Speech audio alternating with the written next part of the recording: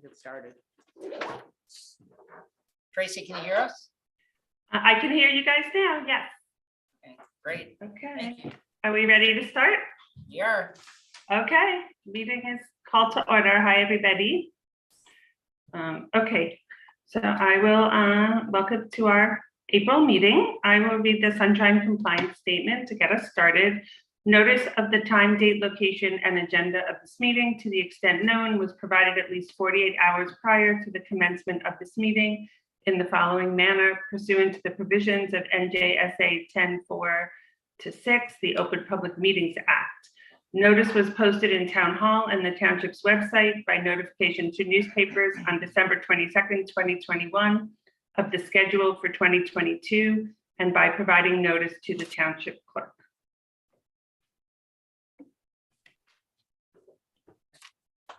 Thank you. Should we stand for the salute to the flag, please? I pledge Allegiance to the flag of the United States of America and to the republic for which it stands, one nation, under God, indivisible, with liberty and justice for all. Thank you. Roll call, please. Tracy. Okay, Jumana Culligan. Here.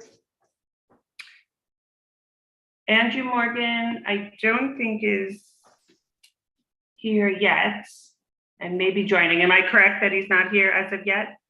Correct. We don't see him. Okay. Okay. Michael Parlavecchio is absent. Ashley Schultz, Here. Richard Wasserman. Not here yet. Not here yet. Okay, not yet. One sec.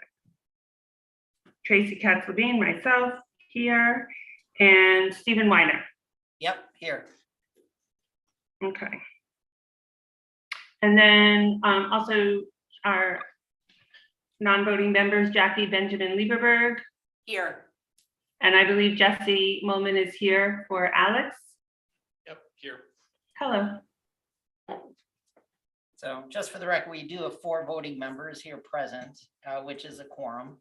Correct. And So yeah, we'd like to ask for a motion to have Stephen Weiner as acting chair in Michael's absence. So moved. Can I move it? Yes, so moved. And who was that? Jackie Okay. needs a second. I'll second. I thought we need a voting member to make the motion.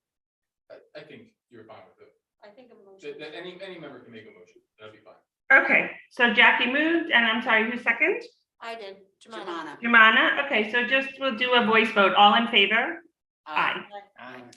Okay. Nobody opposed? All right, thank you. So the next item of business is our Sid Mission Statement, which I will just read, which is: the purpose of a special improvement district is to promote, grow, and support local businesses, property owners, residents, and visitors. Millburn Township's SID ordinance designates a new district management corporation whose mission is to encourage the economic, cultural, and social vitality of Millburn Township through increased marketing and visibility, improved and renewed infrastructure, and local business development and engagement. Next item is approval of the minutes. Tracy? The minutes were attached from March 10th. Actually, Jumana Culligan was the acting secretary for that meeting. I was not in attendance. Any questions or comments on the minutes from the board? Okay, can we have a motion to approve the minutes? And just let me know who's making the motion, because it's a little hard to hear sometimes remotely. So moved, Stephen. And a second. Second, Ashley Schultz. Okay, I'm gonna do a roll call vote. Jumana Culligan. Yes. Actually, we might have to wait to do the vote because I was not at the meeting, and I think we're only gonna have 4 of us. So why don't we do the vote, the actual vote, when hopefully Richard or Andrew joins us? Amanda came out. Okay. Correct. So let's wait for the vote until somebody else joins. Yeah. Okay. So I agree with that procedure. However, if we fall short of additional voting members, that it's not an issue. Once you have a quorum and there is a duly made motion, a majority of the voting members present will carry the motion. Ah. So if you do not need a quorum of affirmative votes. If you want. Okay, so should we wait though, or should then we just do the vote now?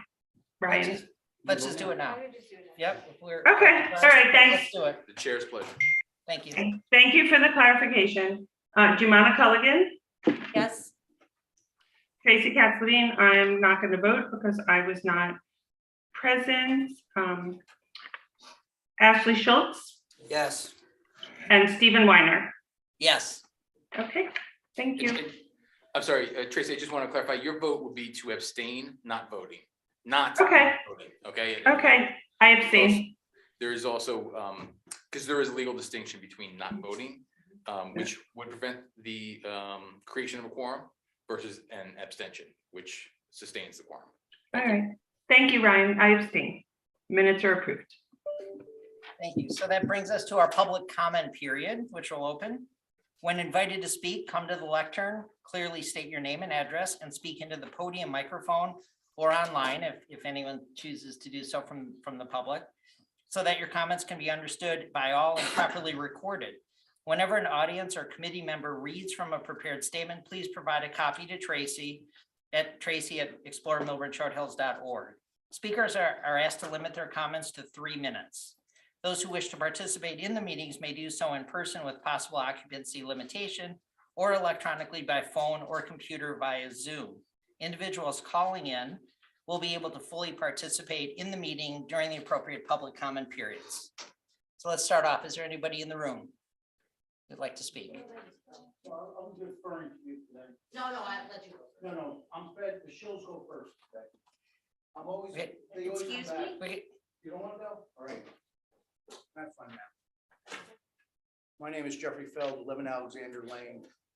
I just want to start and wish everyone to enjoy the holidays that are coming up, beginning this week, whether it's Passover and Easter. When you do the Seder, remember the humility of Moses. And when you start Easter, think of the sin of selling your soul for 2 pieces of silver. Since the last meeting, hello? Speaking, can you look at me rather than read your papers? The world has changed. Irvington got smacked for trying to abuse Oprah. Clark, if you read the newspapers, probably the whole administration might have to resign. There's questions why the union prosecutor hasn't investigated. Cases came out about the right to be heard before you take official action, opinions. Yesterday, because of the tragedy in the subway, no one's really talking about what happened to the New York lieutenant governor. He got indicted and resigned from office for political corruption regarding campaign financing. 2 incumbents are not running for office. There's a lot of developing case law I've been telling you. And I don't believe in coincidence, but Carrie Fies, who signed the various subpoenas, grand jury subpoenas regarding Orange, was nominated to be head of consumer affairs. That takes into question of the minutes. The minutes are posted. Someone tampered with the minutes. Someone highlighted my exhibits. I didn't do that. When you tamper with public records, that's a serious offense. Question about closed executive sessions. You've never adopted closed executive sessions in May regarding the retention of this gentleman. In September, when you had the questions of retaining when you went to close executive session regarding retaining a new marketing expert, those minutes have never been adopted. There's 2 steps that have to be done. You have to adopt them, close the executive session minutes, and at some point you release them. You have not done that. Taylor Park Gateway, you can have a discussion. I don't know how many participated were there in person or how many participated by Zoom. The public rejected the suggestions. They want to preserve the Rose Garden. They don't want a performing center there. Founder's Day, there's questions I have. I am a candidate for public office. The question is whether it should, one question is who is sponsoring that event and who's presenting it? Some places says the state is some agencies or committees within the town. But then this question is explored Millburn. Who's redone it there? Because there's questions whether candidates should have an opportunity to meet the public. Question about the continued retention of Mr. Grillo. That might be a potential action item. You need to really examine, one, what is the validity of this entity?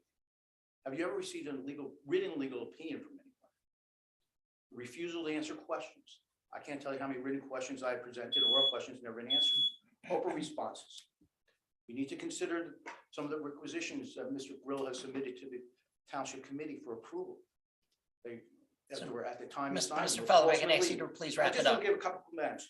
And don't hide behind this downtown award that's in your file. That supports the contentions of many people that this SID, when you especially look at documents that we're getting, was created for the preservation of the downtown business district and not the four others.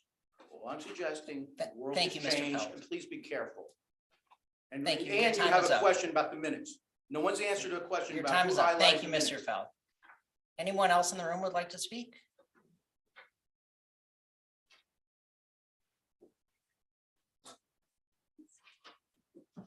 Hello.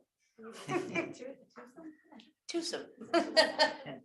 Vicky Powell, 358C Millburn Avenue. And Nadej Nicole, 101 Norwood Road in Shore Hills. Okay, over the past 2 years, there's been a lot of contention about the SID.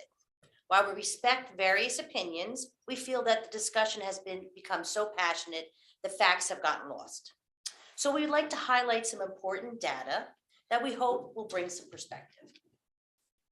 So first, I'm just going to go back to what does a successful SID do for a town? And I know you read the mission statement, so it's the same thing a little bit rehashed. The SID is created in order to help a town thrive. And what that means is help with filling vacancies.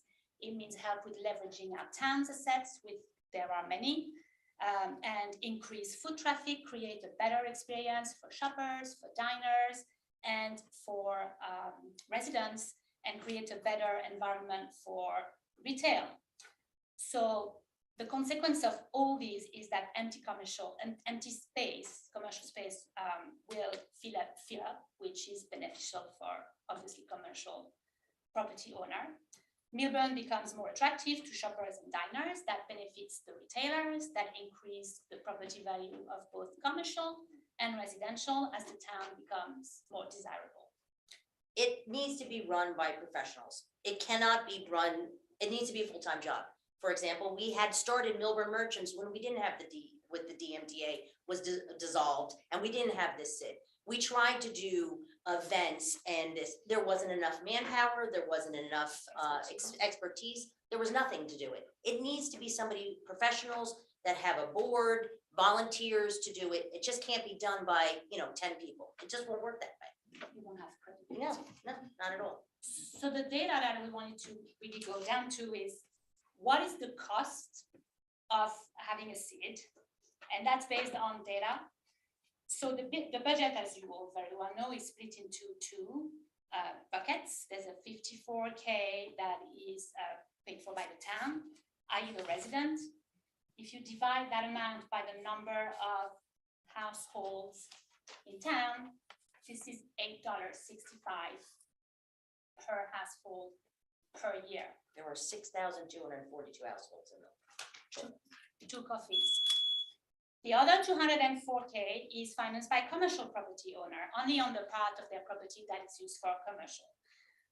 So there are data that are public that anyone can look at. I'm just going to give the example for my store, which is about 1,500 square feet, which I think the rental market value is probably around $40,000 a year, and I pay under $400, which is less than 1% of the rental market value. At the end of the day, a thriving commercial district helps everyone. It helps the property owners by having successful businesses, and it helps the residents by having a thriving town. So let's get behind the SID and try to see what we can do, because there's a potential for greatness. And the cost is so minimal. Thank you. Thank you. guys. Thank you. No one else? Seeing no one else in the room. Anybody online on Zoom would like to speak? You have one? I can't see who it is. Ms. Pasternak. Oh, Yep. Ms. Pasternak, you're on. Hi there. Good evening, everyone. I would like to just make a comment on what was just said by the two young ladies.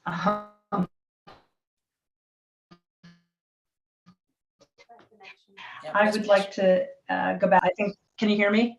Hello? Now we can, yes. Oh, okay. Please continue. Yes. My question was really, what is the return on the investment of the Explore Millburn organization to the township? So we know for about a year and a half or two, whatever it was, the residents pitched in through our tax dollars, and now there's an assessment from the businesses. I think anybody that makes an investment would like to know what the return on that is. And it would be really helpful to understand that in dollar terms, what amount of tax revenues have increased as a result, from the business community as a result of having the Explore organization.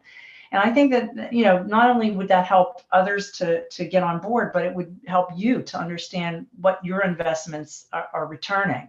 Where is the best area to be investing in, et cetera. So I think it would be a really helpful question to have answered. It's not meant to be asked in any rude or inappropriate way. I think it's a very fair question, and I'd really appreciate understanding that as a resident in the community. My second question really has to do with what I had sent to Mr. Cooper. I was asked to do that by Mr. Grillo. I just wanted to understand further about the Founders Day, because I myself really found it very distasteful. The very first event that happened with Explore was a Halloween event, and I remember there were people politicizing the event. It was not yet a 501, but nevertheless, the intent was not for this organization to be political. In any case, there were politicians there, candidates for office that were handing out goods, et cetera. I'd like to understand how the Founders Day event is going to be handled, because my understanding is that there is going to be a slot on the agenda for a person who maybe at the time the agenda was put together wasn't a candidate, but is a candidate for office. And so I just want to understand, is everyone going to have a fair chance to be present at this event that's a candidate, or is no candidate going to be present, so that you don't take any issue with being a 501c3 and having that jeopardized? And I also asked in my email communication, Mr. Ryan, to you, or Mr. Cooper, sorry, have you submitted a written opinion as to the validity of the Explore Millburn, Short Hills organization under state law? I think that's a pretty straightforward question. It just requires a yes or no. I'd also like to say, having a person who does go to different businesses around town, what I do notice is the people that are outside of the downtown don't understand why the emphasis is constantly on the downtown, why there is not more emphasis outside the downtown area when all 5 districts are paying into this organization. So I think being able to explain that numerically, percentage-wise, how much money is being spent outside the downtown, how many events, et cetera, I think it would help to quell any discontent. But I certainly feel that, just from my observation, most of the energy is downtown, and that doesn't seem very fair to the people who are paying in Ms. the district. If you could Yep. wrap it up, please. Your time is up. Oh, I'm sorry. Okay, I apologize. I think that that's really it. So thank you. Okay, thank you. Anyone else online on Zoom who would like to speak? No? Okay, so public comment period is now closed. Steve, I think you mentioned you would like to address at least one of the questions. Sure, I can address Ms. Pasternak's question on return on investment. So there are a couple of ways that we can track that. The first is the vacancy rate, right? Obviously, we want to decrease vacancy. So we present that every 6 months. I've presented it twice during my tenure. That was presented in February, will be presented again in September. And of course, that document is available on our website as well in the news section. But it was presented at this board meeting. The second is the business attraction, right? So if you're filling spaces, you're also bringing in new businesses, or you're avoiding long-term vacancies. We've presented that in our vacancy report every 6 months, and I think the number is just above 40 new businesses that have come in since I've started.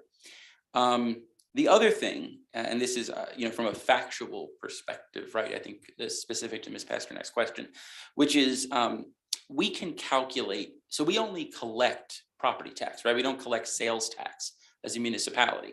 We collect property taxes, and so and that goes then to the assessed value of a property, right? So that's how we determine our budget as well, right? We collect based on assessed value of property. And so every 3 years, the tax assessor for the municipality does an inventory of all properties and then restructures that assessed value. That doesn't happen on an annual basis. So the answer is today, I don't have that data because it doesn't exist. I'm more than happy to present that and analyze it. In fact, I want to analyze that when it's available. I don't believe it's going to be this year. I don't believe it's going to be next year. One other item that I do have from the tax assessor, which I'm if it's useful enough, it's kind of data heavy, but the tax assessor does track some rental rates for sample properties. And so he goes back, I think, 4 or 5 years, if memory serves. And you can see that the rental rates, even through the pandemic, have stayed fairly stable. And so, none of those can be specifically attributed to the SID, just like they can't be specifically attributed to anything else. But I think when you look at the economic trajectory in totality, all of the indicators, whether it's commercial vacancy rate, new business attraction, value of property, all of those things are heading in a positive direction. But some of that data just isn't available. Very good, thank you. Anybody else have a? Yeah, I just have a couple of questions. I don't know if this is for you, Ryan, or for you, Steve. How many Oprah requests has the bid been questioned in? Well, look, Steve, since your tenure has been here, we're coming up on your 1-year anniversary.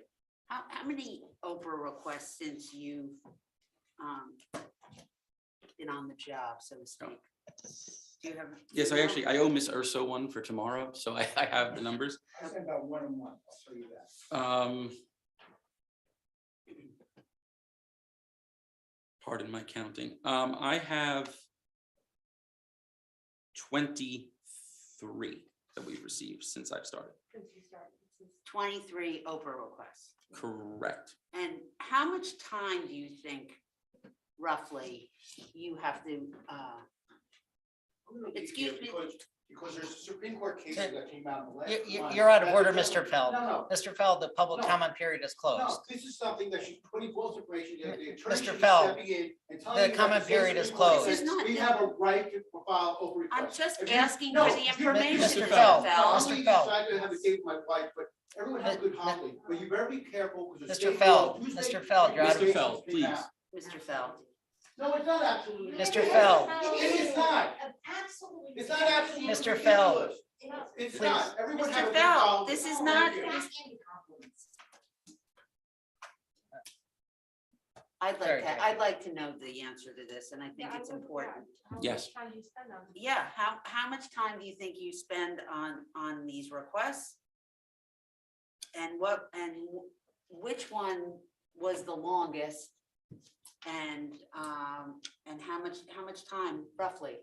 It would be helpful for this committee and for the town. Yeah. And for our businesses to be aware.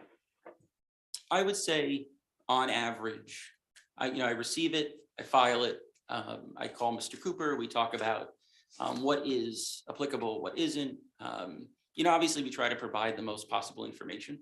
And then you have to sort the documents. Sometimes it's sorting emails. Sometimes it's going through lists and whatever it may be. So I would say on average, probably about 2 hours between then writing the response, because obviously we file everything. So you can go back to the, May and you've got letters and dates and all that kind of stuff. And I think the longest one was, I just did one for Miss Urso. It was related to Hurricane Ida and the fund. She wanted copies of every document and including supporting documents like photos. So I think it was about 1,700 pages I had to print. We offered her an electronic copy, but she chose, which is her right, to take a hard copy. So we provided that. I would say that was probably the better part of 8 or 9 hours to print it and sort it. So that was the largest. That is definitely the outlier. I would say most are about 2 hours. And is there any mechanism for the bid to recoup costs for Mr. Grillo to be taken away from his responsibilities as the executive director and has to be doing these administrative? I understand they're within the right. I understand that this is completely within the parameters of what a business or a resident can request. But is there any recourse? So there is a mechanism.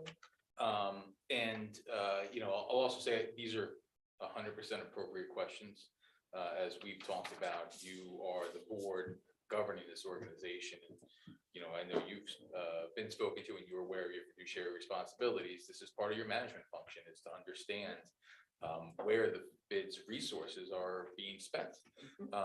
Otherwise, how can you make informed decisions about what resources you need and how to allocate those resources? So these are very, very appropriate questions. There are mechanisms under the law. There is no blanket rule.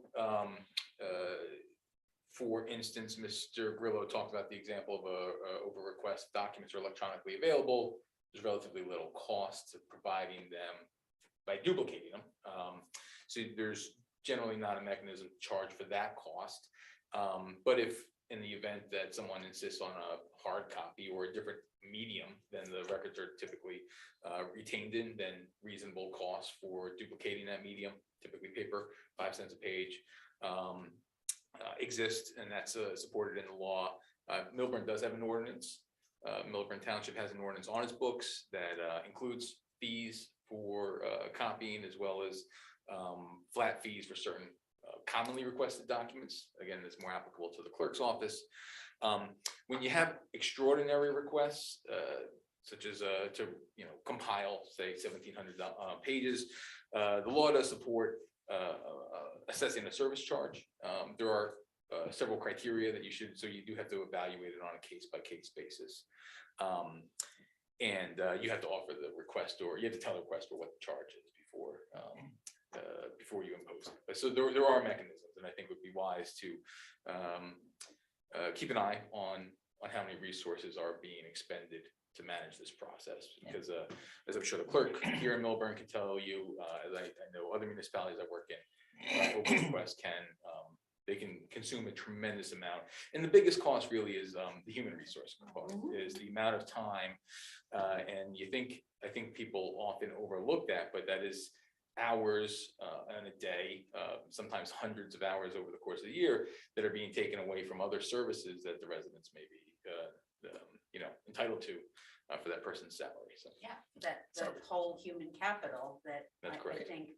So going forward, how does it, you can discuss this with Steve. Is there a mechanism where we say, please be advised that moving forward, if this is more than 2 hours? Or would it be better to come up with a written policy that we pass by motion and then apply it uniformly to all future requests? Now that we have over a year's worth of data, I think we have a pretty good basis to we can point to 1,700 printed pages of material as kind of.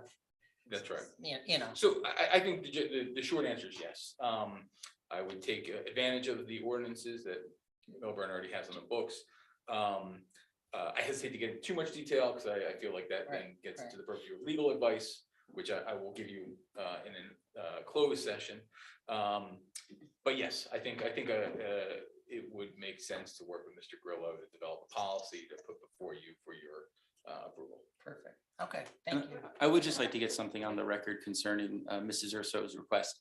Just to reiterate, she's fully within her rights to request the printed copies. We confirmed that with Mr. Cooper. Absolutely no issue providing that to her, certainly within her right. I do want to note that we did charge her for the copies at 5 cents a page. She was extremely cooperative and provided that payment quite timely. And then the check was made out to the town because the town's printer is what we used, not the SIDS. We don't own a printer. So the town was compensated for the expense not explored. Just since we're having that conversation, I think it's good to just have memorialized. That's kind of similar to my question, I guess. So is this organization subject or? To the Oprah rules and regulations of the municipality? Yes. Yes. And I'll just go so far as to say, because I have my own law firm, right? I run a business, as many of you do. And if those of you have ever looked into this, 5 cents a page is actually probably a little bit shy of your actual cost. It may seem like it, I remember when before I ran a business going to the copy center, and I thought 5 cents seemed a lot. Yeah. Now that I buy toner and paper, Right. you can actually calculate it, and it's actually, you'd be shocked at how expensive. That was like it the is. old Kinko's rate. I don't know. When I was Yes, in yeah, college. Yeah. it seems expensive when you're paying for it like that. It's 25 cents a page now at Staples. Yeah, is it really? I, yeah, don't quote me, but it's certainly not 5 But cents. when I was a teenager, that was the 5 cents at the, Yeah. you know, 5 and dime down the store. But anyway, that is probably pretty close to the, probably just under the actual cost. Any other comments from the board? So we as a board should look into. I'd like to add, potentially- see if we can add that to the agenda for the next meeting. Mr. Cooper and I will work on that between now and then. Great. And just for the good of the order, I received a text from Richard. He's in transit and can't log in, so he won't be attending tonight. All right, thank you. So the next item on the agenda is Chairman's report, which we only have one item on there. Actually, Steve has been here a year. He's just starting his second year under the contract. We had discussed it's an automatic renewing contract with a pre-negotiated rate. We discussed this in the executive committee. Michael Tracy and I did, and we're certainly happy with the services. We do not need to take any formal action tonight, but it's just acknowledging the fact that it's starting, his rate will go up $218 per month. That was in the contract, and it's we're super happy to have him and looking forward to another great productive year. So Thank you very much. Thank you all. so Township Committee report was on. Richard's not here tonight. I don't know if probably we have to skip that item for tonight. Business Administrators report, Jesse. Yes, I have a couple reports. So Do on you have March, No, it's not. Okay. on March 29th, we had a public information session with MKW and Associates, which is the landscape architectural firm contracted by the township to explore a gateway project in the area just off of Millburn Avenue, the entrance to Taylor Park where the Rose Garden is. We had about 90 people in total participate, about 45 people in person and roughly 45 online. And so it was a good opportunity for members of the community to give their feedback to the firm. They got a lot of feedback. They have a lot of work to do over the next couple of weeks and months to work on their design proposals. And there will be another public information session in a couple of months once they have design schematics to share with people. In terms of affordable housing, on April 26th at 7 p.m. in the committee room here and on Zoom, there will be a public information session with township professionals and the developer the township is negotiating with for the 100% affordable development at 9 Main Street, specifically focused on the design of the property. So we wanted to make that known to the business community as well. If there's anyone that wants to attend that, ask questions and be looped into what's going on with that discussion. What time is that? That'll be at 7 p.m. In terms of sidewalk sales, I know there was a question at the last meeting. There's a resolution on the agenda for next Tuesday night in front of the township committee to offer dates for when stores can put sidewalk sales in front of their storefronts. It would be on Fridays, Saturdays, and Sundays from May 1st, 2022 to October 2nd, 2022. And this was recommended to align with the beginning and end of the partial Main Street closure. So that'll be in front of the committee next Tuesday night to be adopted. And at the last meeting, there were also questions about the parking pay station kiosks. Those were recently cleaned by DPW, so if anyone wants, they can take a look. I think there were some old like remnants of tape and stuff that have been left from when different flyers and posters would be on. DPW took care of that this week. And there was also a question about the mural in front or on the side of the wall where Haagen-Dazs is. They the company that's been touching that up hasn't finished because of an electrical issue. There's an electrical outlet that's in the way and needs to be addressed. And so that concern needs to be fixed before they can finish touching up the whole thing. So township's aware of that and waiting for that to be addressed. And those are all my reports. Thank you. I don't remember the timing of the study, the parking study, the shorter period. Was that between last meeting and tonight, or is that ongoing? Next week. It's Oh, I'm ongoing. sorry. It's ongoing right now. Okay, very good. Treasurer's report. So I am happy to report, I'll hit the first bullet point. As of April 6th, we had an account balance of $36,836. You'll see this was posted publicly, but we've added a few little line items here to make it more clear around unexpended funds that have been carried over from last year, as well as sponsorships. Now we proudly displaying our sponsorships here as a line item. So as you may recall, last year, our full approved budget was $291,525.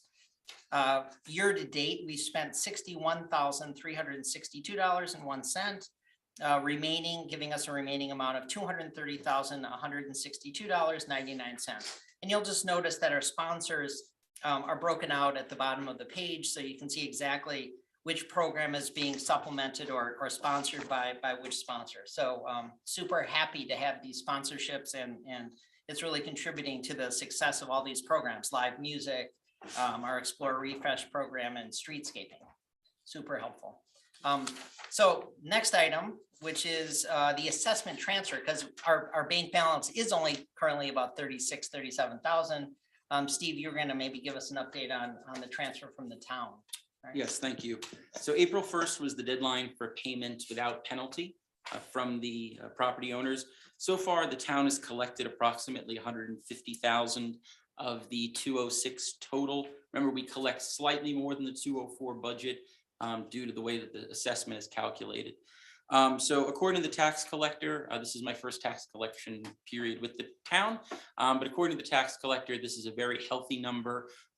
They're very comfortable with where we are, and we are scheduled with the chief financial officer to have a electronic deposit into our bank account of that 150 or plus or minus whatever comes in the next day or two for April 15th. So on Friday, we will have a transfer of at least $150,000 into the account. Great. And then do they do that periodically moving forward? Is it like a rolling basis? Yeah, or- we've decided on doing it on a monthly basis on the 15th or as close to as possible. So obviously now it's a small amount that's going to be left over. And so that on a monthly basis will be added to the account. Very good. Next item, Audit and Hurricane Ida Fund Report status. Yes, so Explore completed our portion of the audit and the financial review, two separate aspects of that process about 2 weeks ago. So we provided information on our operating budget for the audit, and then as well as the Hurricane Ida fund. That was not subject to full audit, that was subject to a review, which we had talked about at a previous meeting. The report is not ready for tonight's meeting. However, we will have it by our May meeting. The auditor tried to get it to us for tonight, but couldn't quite make it. And then once that is completed, we'll post it on our website for public viewing. We'll also submit it to the DCA, the Department of Community Affairs, as well as the Township Committee per the requirements of Section 9 of our establishing ordinance. And just to be clear, the auditors are the same auditors that work with the town. That is township, correct. Right, so, okay. And overall, it was a very clean audit. They were very happy, so I don't expect any issues when it is submitted. Great. Any questions for Steve? Okay, board member reports and comments. So Founders Day or Founding Day, sorry, Yes. Jackie. For all of you, right, Vicky and Nadej, I know you have, this is well represented in your appropriate retail establishments. I want to thank you for your support. As many of you know, this is an event that was supposed to happen literally the day after the town shut down because of COVID in 2020. So this is which was, to be quite honest, was probably 1/10 of the activities that are planned for this year's Founding Day celebration. So from beginning at 11 to now, I would also encourage anybody that passes the poster, there's a QR code on there that'll take you right to the website. And from 11 to 1, there'll be various cleanup activities taking place along multiple commercial areas. We'll have a seed plantings around the Whittingham Mountain View behind the Bauer Center. There'll be a milkweed for monarchs activity. We'll have live Victorian music from 1 to 3 at Bauer.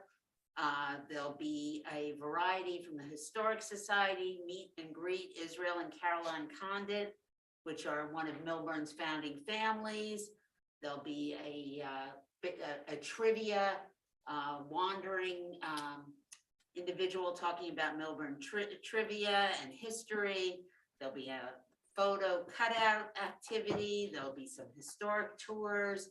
There'll be a ribbon cutting at the Millburn, at the mural at Goldberg's Deli, which is from the art activity that took place in December, right after Hurricane Ida, resilience, strength and gratitude, some historic tours.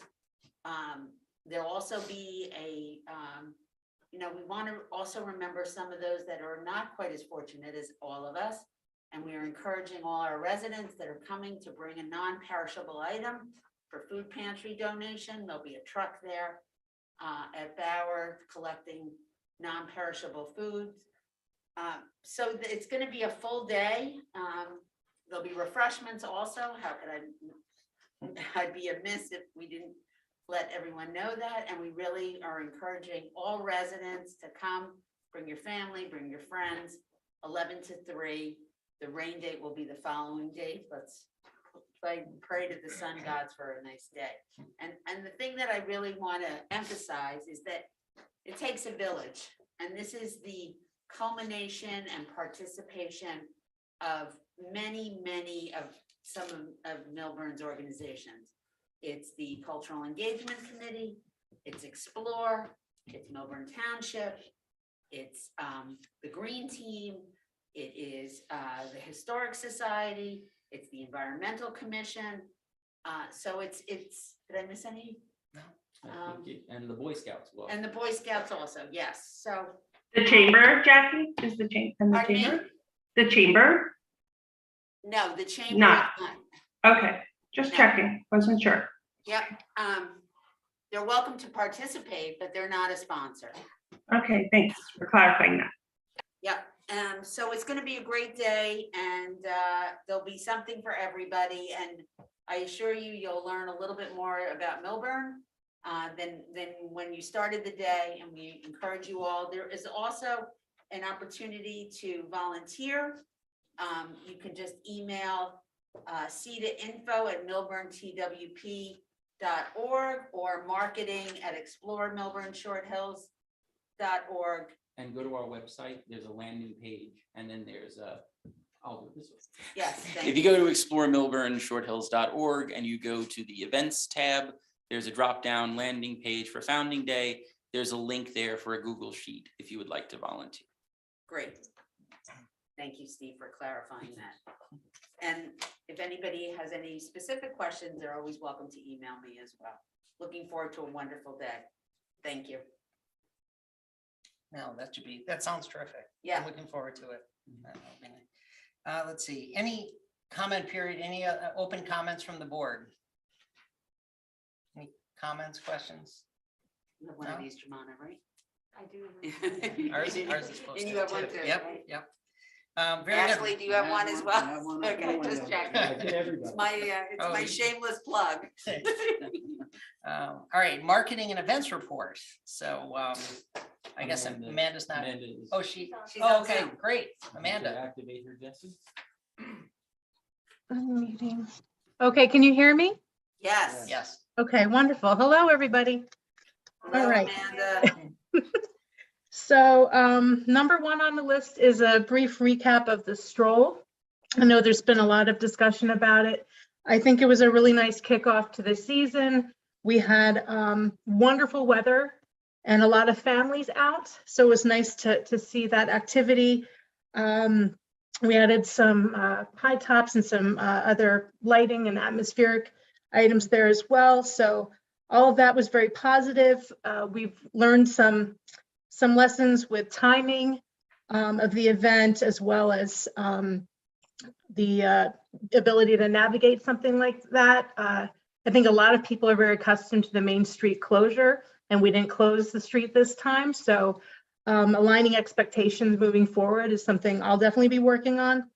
And I think the third thing is just having more like navigators to help people around and tell them where they can go and what's going on.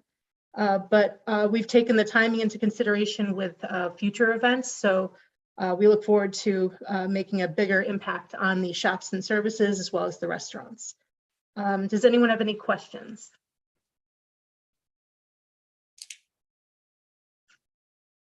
No.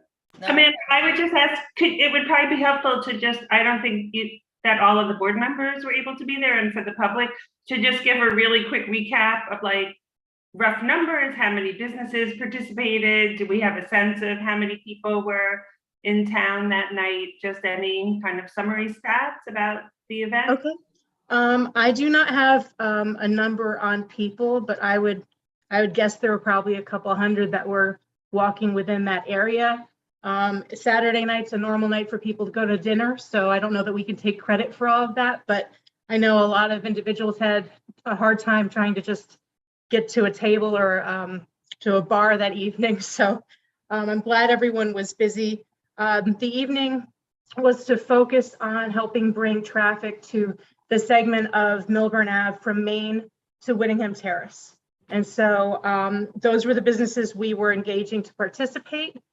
We had, I think, it was close to 20 of them that did. So that includes Springbone, which isn't even open yet, Garden State Hemp. We had the ribbon cutting for Mochi Moli, which was lovely. And then we had Highline Fashion and the hardware store and several others. So it was really a nice mix. And they all offer different promotions or giveaways. And so that was the essence of it, was just to, you know, remind people that these businesses have recovered, they've reopened, and invite them to come back to that area of town. Okay, great. We were there. It was, yeah, a nice atmosphere. The new businesses especially, I think there was a lot of excitement around. And just reiterating something you said, I also had heard informally from some people, including like some folks that came from other places. You mentioned having navigators, but perhaps even, you know, having, you know, a kind of a base, a home base, you know, an entry, you know, a check-in tent or a central information spot, so that people know who to, you know, where to go to get some more information or get the information on everything that's going on. But thank you for all the work. I know it was a lot of work coordinating it. Thank you.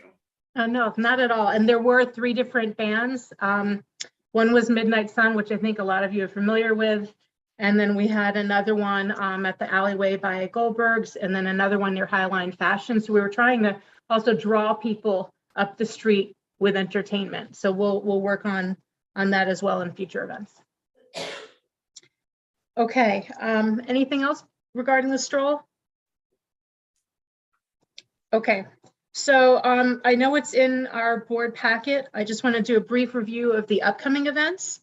We are very fortunate to have 3 ribbon cuttings in the next few weeks. One is for Springbone Kitchen. That's going to be on April 20th. Tiger Schulman, the martial arts in Upper Millburn. That's on April 21st. And then K&Co, which will be on May 5th. We've already discussed Founding Day on April 30th. We are going to start with live music on Friday, May 6th. I have Big Romance secured, a Millburn favorite for that evening. And then we're going to have, at this point, bands scheduled for several weekends. So I'm finalizing that schedule over the next few days. And we have our Mother's Day Girls Night Out event, which has kind of been brought back, and a lot of great energy around it. The committee for it at this time is, we have Vicky in the audience there, as well as Nadaj, and then Kelly from Real Style Exchange, Sam from Evolve Med Spa, and Jean from SLT My Skin. So we have a nice group of people that are chipping in to help bring a lot of energy and ideas, and also help with outreach to the local merchants to participate. That's a 5 district-wide event. It's focused on health, wellness, beauty, shops, and restaurants. And we're going to have entertainment there as well. And a landing page just as we have for Founding Day. So a lot of that's going to be coming up Monday and Tuesday of next week. I'm just finalizing details at the end of this week for it. And then the other event we have coming up is the J. Nunez Merchant Mixer on May 26th. Any questions about upcoming events?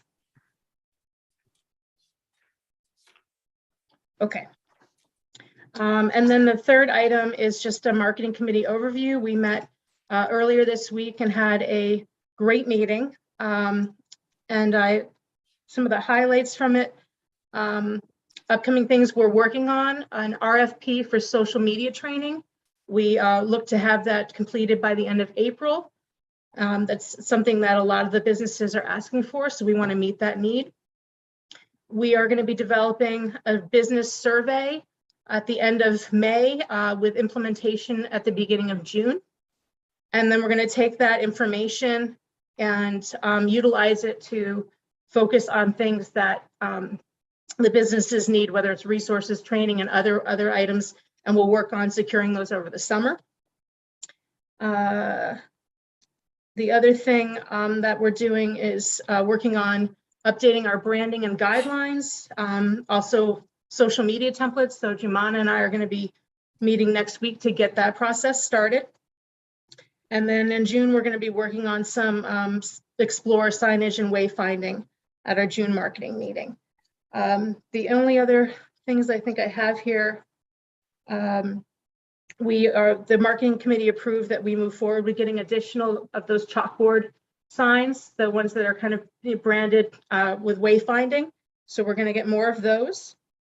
And then we also now have a link tree. I'm not sure if you all know what that is, but with Instagram, you can't include links in your posts. It won't show up. You have to comment with a link, so it's very inconvenient. And so a way to combat that is with Linktree, which you list that in your social media profile, and then you can go and put as many links in there as you want related to your organization or the posts you have. So we now have a Linktree, and I encourage you all to just take a look at it. And the other thing, I'll have more statistics at our next meeting, but we've been posting to social media 5 to 7 days a week consistently, and the engagement has really been wonderful, as well as just the increase in followers. So I look forward to bringing you more of that moving forward. I don't know if Tracy or Jumana have anything else they want to add. You covered that really well from my end. Thank you for all the work on everything. Jumana, anything else from your end? Yes, no, thank you, Amanda, for I think you recapped everything beautifully. Thank you. Okay, any questions from the committee, from the board? A quick one. I remember you mentioned the chalkboards, those A-frames, the super successful last spring, I think, summer. How many are we going to order this year? And how are we thinking about? Oh, you're talking about I think you're talking about the ones for each. Like we 10, donated. She's talking about more wayfinding. This is for Oh, placement. I'm sorry. So you know Okay. the ones that we have out, there was one on Upper Millburn, we moved it downtown, and then we'll be putting them all Yes. over the district. We only have 4 right now. But they say more shops this way, and they've been Right. designed by a local artist. So right now I'm ordering 0 because they're out of stock. But when they come back, I would like to order probably between 6 and 8, depending on price. And then we can put them, I'd like ideally to put one in Short Hill Station, which is obviously very pedestrian centric. Certainly probably 2 or 3 on Upper Millburn Avenue, and then a couple more downtown to try to drive people towards Essex Street and the lower part of Main Street, like where you are, which is a little bit off the beaten path. Yeah, okay. Yeah, and they're also putting those more permanent signs in, right? I saw by Goldberg's and you showed me the 2 blue signs, right? Yes, so the 2 blue wooden signs Yeah. that have been there for quite some time they say downtown Millburn and this is parking deck this way. Those are being removed and they will be replaced with newer modern signs that actually match the signage that's going on the parking deck. That was something that after we recommended it to the TC, they then adopted the project and have funded it. And now I believe in July, the vendor will be putting in multiple signs on various streets as well as the deck itself. And then as part of that project, we'll be removing those 2 older wooden signs replacing them with matching signs. Like the one that says Millburn Ave this way Yes. and that.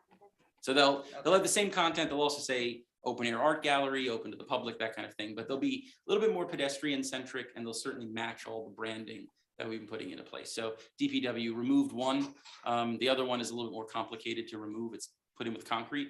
So they're gonna remove that when they do the install of the next one. Gotcha. Okay. What about those chalkboards? No, and I know we haven't spoken about it, but that was a really good.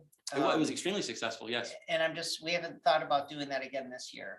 We've thought Or about is that it. on the, We talked about it, I think, yeah. I don't know where we landed. I don't know. Yeah, we didn't decide to allocate any funds to that. Okay. It was probably about $1,100. I think they run about 100, 810 a piece. But the nice part is everywhere across town where you have them, they all match. They've got our logo on them. You know, it's what the town would prefer from an A-frame sign perspective.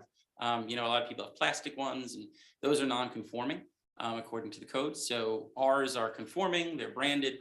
So if it's something that the committee would like me to do, I can certainly order some more when I put in the order, and we can distribute them like we did last year. Or if businesses might want to order it themselves and we pay half of it or something, or just to make it available to promote the consistent look and feel. But I think they were great. That's why. If you guys want to give me a directive tonight, feel free. It can be whatever. I mean, it's a matter of literally just ordering them. Is there still, was that a line item? What was that on there? It's part of our Okay. placemaking budget, which is placemaking. significant. We have over $25,000, so we can certainly order some if we'd like. If you want me to do that, we can do that tonight. Because weren't they? Do we need to take formal action on something like that, Ryan, or can we do it after the fact? So, It's probably about $1,000 purchase. you know, I don't know, I'm not able to answer from here, so I would suggest, you have a budget line already for placemaking? Yes.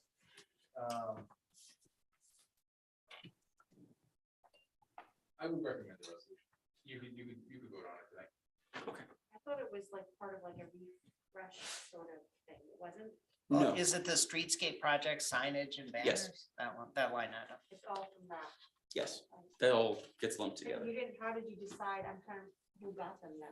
We just did a first come, first serve. Okay. We put out a post, told people to respond within the first But half weren't hour, they were gone. technically Still Explorer's property, like weren't they, was that? We had everyone sign an agreement that stated they would use it for the intended purpose. Okay. You know, that there would be a certain quality we'd expect, and right now, and I see them all the time. I love, you know, they're great. So it's been a very positive People are project. still using them, right? Yeah, And how many were out? How many was that first? we I think it was only distributed 10. 10, and then we Okay. kept 4 for ourselves that we use currently that Okay. are for wayfinding. So we could also do the same thing. Maybe we could order, instead of 14, maybe 16 or 17, and then we can distribute 10, keep 7. That would be fine by me. We certainly have the budget to do it on that. What's the turnaround between the time you order and the time they? Right now, they're out of stock, so I can't tell you. Okay. But I want to obviously order the exact same. Right, So that particular model is not in stock, but I assume it will be relatively soon. okay. And they were pretty quick when I got them last time. It was a matter of days. So when we receive them, I can then just put out a post and say, you know, if you want them, just let us know. We'll give away 10 of them. Or you could even offer, you know, if you run out, maybe this is where we purchase them from, if you want to purchase from. You do that. Or we could also sell them, as you said, you know, we could say, if you'd like to purchase it for $500, you do that. And obviously there's no profit. It's just covering the cost of Right. purchasing. Yeah. Not $500. $500, $50. yeah, $50. Hey, what a box. I added a 0. I was thinking in totality of the order. Or you get a sponsor to just buy them for businesses. We absolutely could do that too. So You know, Why don't we do this? Why don't we get all the pricing? I know the pricing. It's like 108 plus shipping. It's basically like 110 a piece. So why don't we send out an email to see if businesses, do we want them to pay half and we'll pay half? Well, why don't we even see if there's a need? If there's a need and an interest. Yeah. I mean, based on them being all allocated in a half an hour, it sounds like there's a need. Right, well, but the price was free, so. Yeah, true. There was no cost. So the question is, if there's a Okay. nominal cost, would you still have that same robust, Mhm. engagement. That's a nice idea, the sharing the cost. Yeah. So what if we, What what if we is put your- out a post and said if $50 flat fee, and then Yeah. we'll cover the rest, which, will be just a little bit above 50 with the shipping and all that stuff. Right, Yeah, and that'd be something we could leave back for every ribbon cutting of a new business. Maybe we give them Absolutely. one of these things, right? I think we need to put a cap on the number, though. It needs to be Yeah. up to a certain number, so. I do want the directional signage. I think that is important. So I would like Yeah, Yeah. 6 to 8 of those. If we want to then, if the order's 20, that means at least we have directional signage, we have some signs we can give during ribbon cuttings, and then we can give away, maybe 6 or 7 additional ones. well, or cover, I'm or sorry, partner, yeah, Yes, partner with them. partner with the cost, right. And I would also like to see further distribution through the 5 districts. Absolutely. Maybe if we have 10 of them, we allocate, 2 or 3 for each of the Sure. various districts. Good idea. Yeah, or we prorate a little based on number of businesses. I'd love to see in the other districts, but it doesn't make sense to have the same number at Short Hill Station that you have at right, Yeah. Morris. And just to be clear, they Turnpike. are in various districts now. Yeah. right, Yeah, so, okay. So did you suggest a motion for this? but let me just count this up real quick. So if we Okay. did 7 directional plus 3 for ribbon cuttings, plus, do you want to say 10 for a $50 purchase? Okay. I just verified the cost, maybe 75 is. Can I reasonable. One thing, I'm sorry, I'm a little I want to clarify what we're saying about ribbon cutting. We shouldn't be automatically giving one to all new businesses. That doesn't seem right versus the existing businesses. I just want to, if we're using it for that, to have it out there that day, like ribbon cutting here today, one sign, that makes sense, but I wouldn't want to commit that. There's lots and lots of new businesses opening, which is great. I don't think we want to say we're going to give a sign to every new business. So I just want to clarify. I'd love to have one. I think actually that would be a really great sign a sign about the ribbon cutting, or, say ribbon cutting here with maybe a place where you can fill in the date and time, and it could go around to the different businesses that are opening. And maybe a refreshment. So that would then, if we take Tracy's idea, which I think makes a lot of sense, that gets us down from 20 to 18. I don't know if you want to order 20 just to make it a round number. Yeah, I say 20. We'll That just sounds allocate, maybe I keep reasonable. an extra one Yeah. for directional, maybe we give an extra Yeah, one away or for one. Or if one breaks, yeah. So 20 that- sounds good. So then a So motion. motion, yeah. So do I hear a motion to order? Is it 20 of all the same type or some directional? No, they all come the same. Oh, they come the same. Oh, okay. It's 20 So- of the same, and then we 20 of these Develop them A-frame after. blackboard wooden signs, the same ones as last year. And we'd authorize Steve to place that order for approximately, what was it? $2,100. yes, with the potential to recoup portion of the cost. Correct. 2,200 approximately. 22. So is there a motion? Do I hear a motion? You're wasting time. I motion. And a second? A second. And was that Jumana and Ashley? Yes.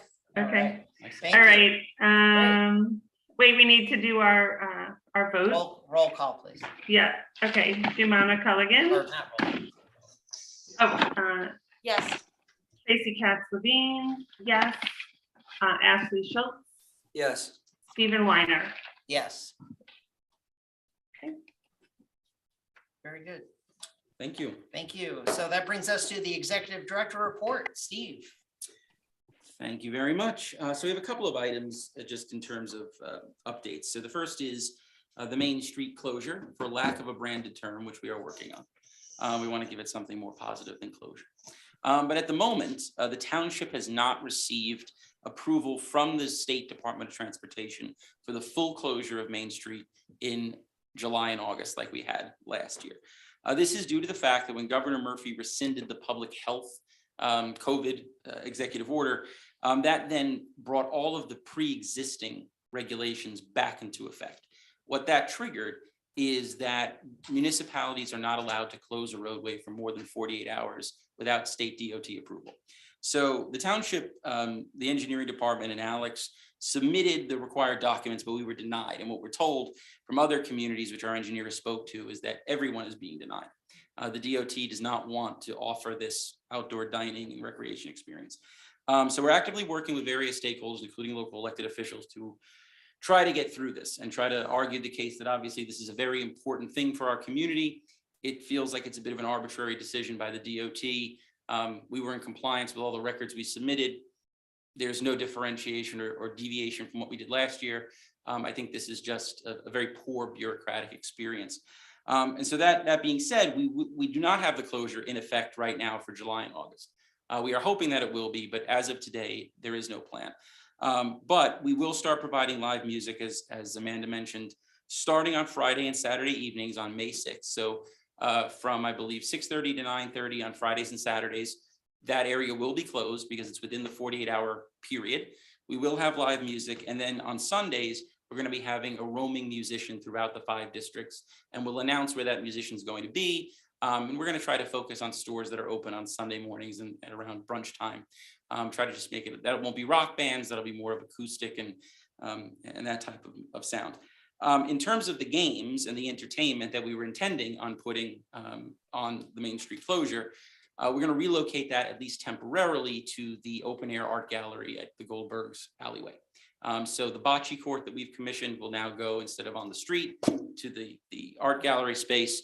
Connect 4, we have a giant chessboard, all those types of things. So unfortunately, we can't put it in 2 locations, but I think we certainly want the community and the pedestrians to enjoy those assets. And so we have a really wonderful space in the alleyway, so we're going to be utilizing that. Obviously, we are going to continue, and Alex and the engineering team have been working diligently with the state, and hopefully I'll have better news for you come May or June, and we'll be able to utilize that space, and we'll relocate all the entertainment I just mentioned there. But we will have music. I do want to say we will not have it every weekend. There's some financial constraints of working with the DPW and police. When it's fully closed, we don't have to move barricades back and forth on a weekly basis. If we only have a 48-hour closure, we have to incur those costs. And so for now, we're going to be doing at least through the end of June, we'll be doing every other weekend, and we'll be putting that up on our schedule. But hopefully we can overcome that obstacle with the state. Steve, Any questions? I have a question or comment. For the quote art gallery, the alley by Goldberg's, I don't know if there is already a name, or maybe we want to think about a name we can use for that area, separate from the closed. I know we're already thinking about other names for when Main Street is closed, but like a fun name for that alleyway where the art and games are going to be. Yeah, I've been calling it the open air art gallery, but it's a river walk. We could always use something like that. Why don't we talk like about the that Millburn something? Yeah, let's talk about it offline. But like another thing for people to say, oh, let's go to Millburn, and oh, there's the Millburn Art Alley, or again, whatever it may be. We can talk offline. Yes, and we haven't sent the signs to print yet. There will be signs that say, art gallery this way. So let's talk about that, and we'll get it figured out. All right. Alley. Gallery alley. Explorer Trail. Or something. Oh boy, look what you started, Tracy. The troops are going wild. Yeah. And then in somewhat ironic timing, we did receive a notification from downtown New Jersey, which is a not-for-profit that supports various SIDS through advocacy, education, et cetera, which we're members. And the attachment is in your packets here. We were awarded the Excellence in Placemaking Award by that organization for the Main Street closure.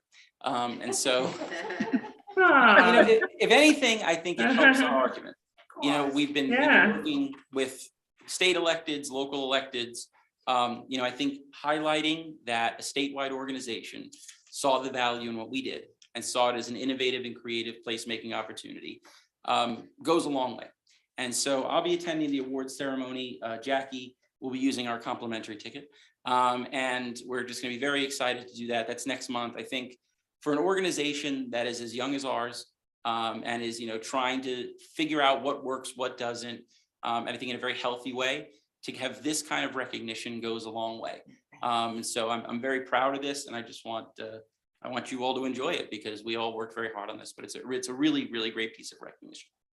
Yeah, I would love to market the heck. I'm sure you're already thinking about that, but how to market this? Yes, And- we're on it. Yeah, yeah, I'm sure. It's great. So then I just want to jump to the advisory committee. So pursuant to the requirements of our bylaws, as you may remember, we had to create an advisory committee. So we did that in February. We approved the members, and then we've met twice so far. So the main discussion items have been really focused on the education that Amanda talked about, social media, online sales platforms, really modernizing people's businesses and being able to capture online sales. So that's something that our marketing committee is looking at. Event coordination, actually the Stroll, Shop and Savor event on April 2nd was the idea of two of those members, Carl from Garden State Hemp and Jackie from the House Salon. And then just general inquiries, which I think has been very good. You know, I've gotten questions about what's happening with the Taylor Park Gateway. What's the story with this potential two-way traffic conversion? And so all of those are in various stages of process, but you know, being involved with those committees at the town hall side, I can effectively communicate those items to the businesses. So I think that's a really important piece as well. The other committee that we have actively working right now is the townwide signage committee. So as I'm sure all of you know, most towns with SIDS have their own branded wayfinding signage. We don't for whatever reason. And so we've got a couple of signs, like you just mentioned, down by the alleyway, which are out of date. They don't match the branding. They're in disrepair. I've had a couple removed already. No one's noticed it, so I think they weren't very effective in the first place. But we've removed a couple, some more will be removed. But to address the need for new signage and really a complete overhaul, I've assembled a committee of various community members who have expertise in art, design. We've got folks from the Creative Collective, from the Historical Preservation Committee. Jesus Nunez, the art gallery owner, is involved. And so we've met twice, and we're really trying to evaluate signage goals, the appearance, the functionality, right? Is this for pedestrians? Is it for vehicles? Is it a combination of both? Can we have wayfinding while also having attraction signs? And so we've been very, very diligent as we go through this design process.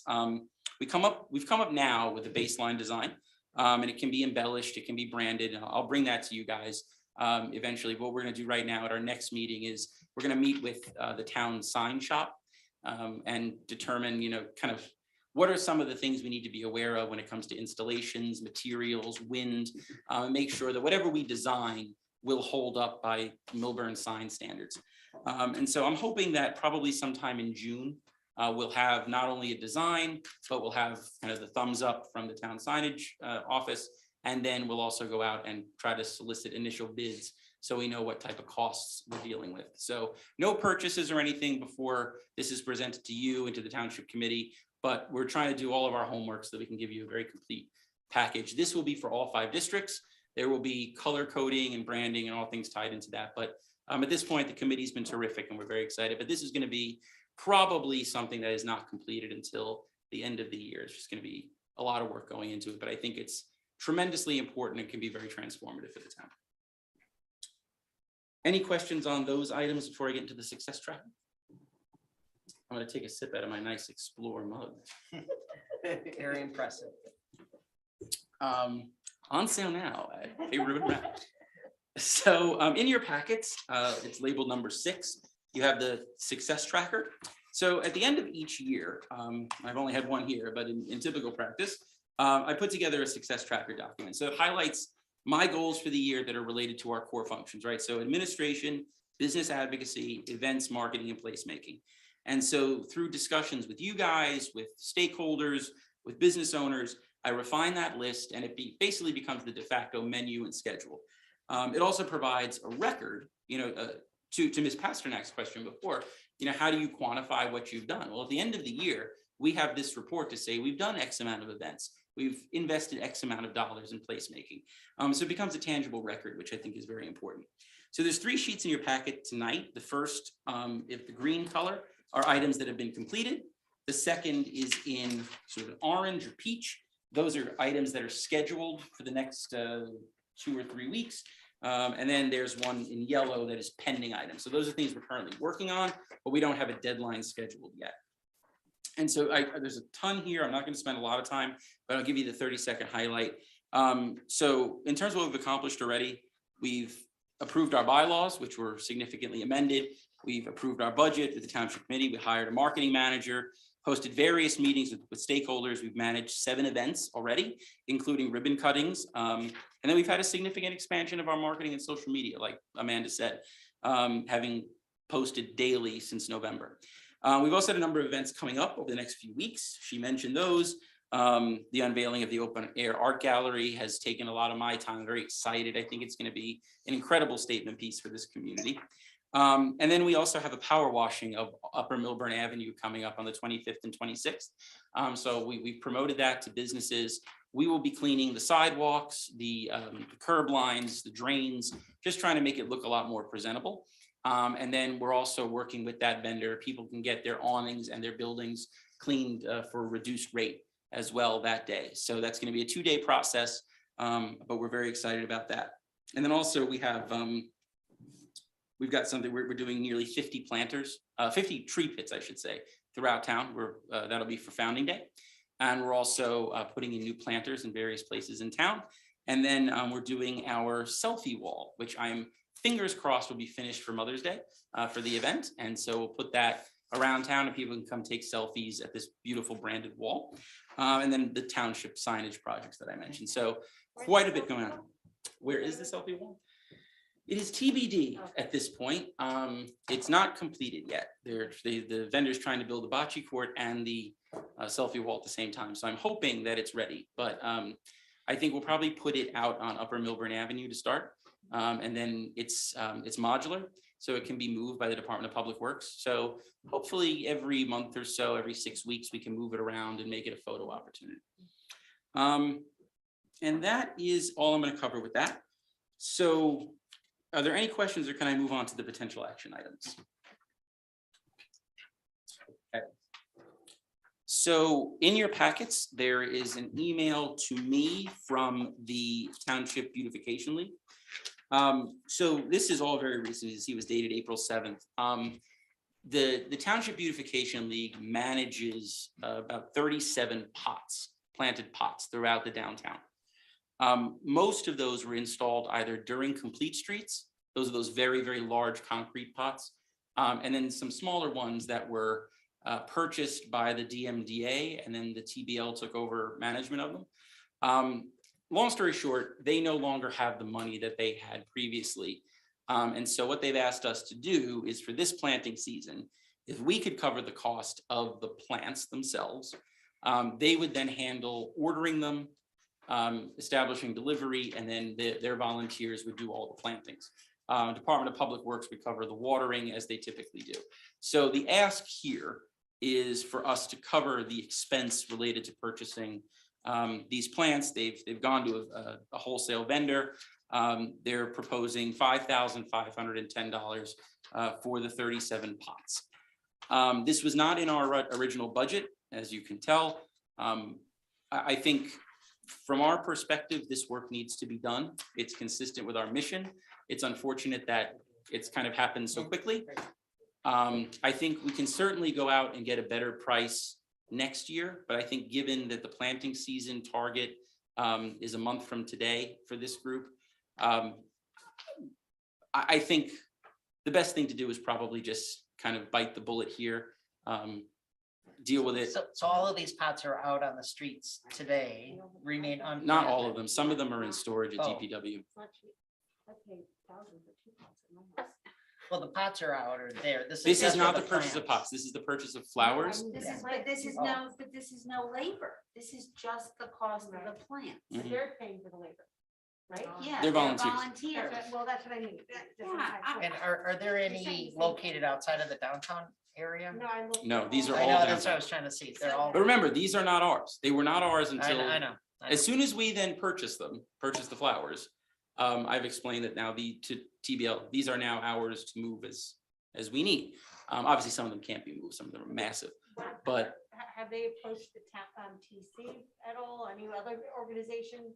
no, they came to us because evidently this was under the purview of the DMDA. Oh. I don't, that's what I was told. I don't know how I don't know. I don't 100% really accurate that So is. what happened last summer? Were they planted and? They Yeah. had money left over from the DMDA after the dissolution dissolved. know.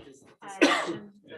But did they do all the Yeah. pots? I don't know if they had done all of them. Had they done all 30? I don't think they did all of them. I think some of them were kept in storage. Steve, I just think we gotta get a better price than $5,000. That's 100 and, what did we say, 150, 135 per, that's just plants. It's basically, I think they Plants said are 14 plants per pot. It comes out to like $10 a plant. Can I ask you, it says for spring season plants, does that mean are these gonna go It's only through? it's only a. They do it for the summer and then at Christmas they do something else, Yes. right? Oh, So So, they- but it would last all So I summer, spoke just to not them. an annual. I confirmed that what they intend to order from the vendor will last us through the end of the fall. And then it would become incumbent again on us or the town to do the winter.